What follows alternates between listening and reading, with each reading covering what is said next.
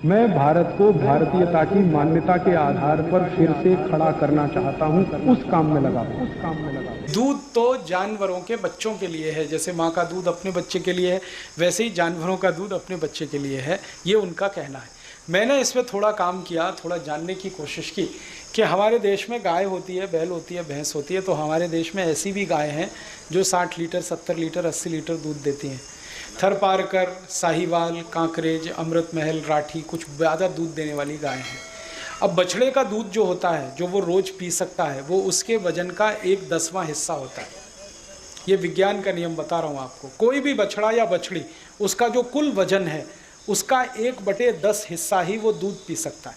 मान लो बछड़े का वजन है 10 किलो, कल्पना करो, जब वो पैदा होता है 15 किलो, कल्पना करो, तो वो एक दिन में 1.5 लीटर ही दूध पी सकता है। ज़्यादा पिलाओगे दस्त हो जाएंगे, उसको टट्टियाँ हो जाएंगे। अब सुनो, अब वो 1.5-2 लीटर तो पी सकता है, अब उसकी माँ को दूध उतरता है 15 लीटर, तो आप क्या करेंगे?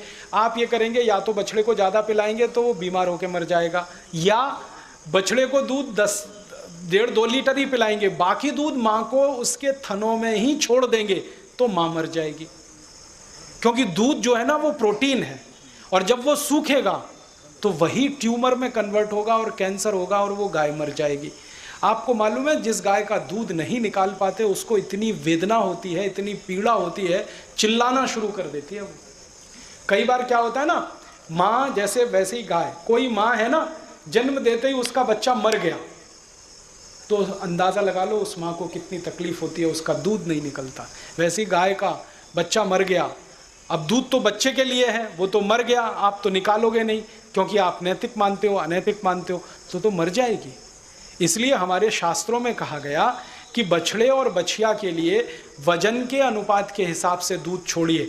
तो हमारे किसान अक्सर ये करते रहे कि 1 थन का दूध बछड़े और बछड़ी के लिए, 3 थन का दूध अपने लिए। तो ये बैलेंस की व्यवस्था है, पूरा दूध निकलता भी रहे, माँ भी जिंदा रहे, बछड़े भी जिंदा रहे, बछिया भी जिंदा रहे। अब क्या हुआ, इस देश में कुछ लोगों ने कहना शुरू किया दूध बच्चे का अधिकार है, आप पी रहे हो तो आप अनैतिकता कर रहे हैं। तो अब फैल गया, दूध पीना बंद कर दो। क्या पियोगे? आपके पास कैल्शियम का दूसरा स्रोत क्या है? दूध के अलावा हिंदुस्तानियों के पास कैल्शियम का दूसरा स्रोत क्या है?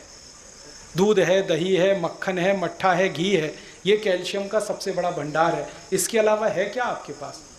दालों में प्रोटीन है, गेहूं में, चावल में कार्बोहाइड्रेट्स, वसा और दूसरी चीज़ें हैं।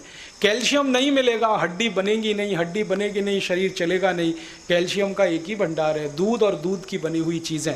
इसलिए भारतीय भोजन व्यवस्था में दूध सबसे महत्वपूर्ण स्थान पर है, और बच्चों के लिए तो सबसे बड़ा भोजन यही है, क्योंकि बढ़ते हुए बच्चे को कैल्शियम सबसे ज़्यादा चाहिए।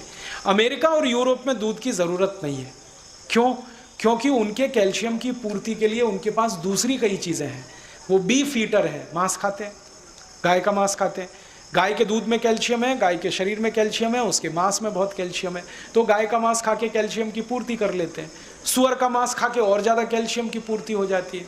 पोर्क ईटर हैं, बीफ ईटर हैं, मटन खाते हैं, ये सब खाते हैं, वो पूर्ति कर लेते हैं। हम शाकाहारी हैं, हमारे पास तो एक ही चीज़ है दूध, और दूसरी कोई चीज़ नहीं है। इसलिए भारतीय व्यवस्था में तो दूध की सबसे बड़ी ज़रूरत है। आप नहीं पिएंगे, जानवर मर जाएंगे, दूध नहीं निकालेंगे तो उनका। इसलिए दूध तो निकाल। भैंस में भी सामान्य रूप से 10-12 लीटर दूध होता है। एक दिन में उसके बछड़े को 1.5-2 लीटर की ही ज़रूरत है, इससे ज़्यादा ज़रूरत है नहीं। बाकी तो निकाल के आपके लिए ही है।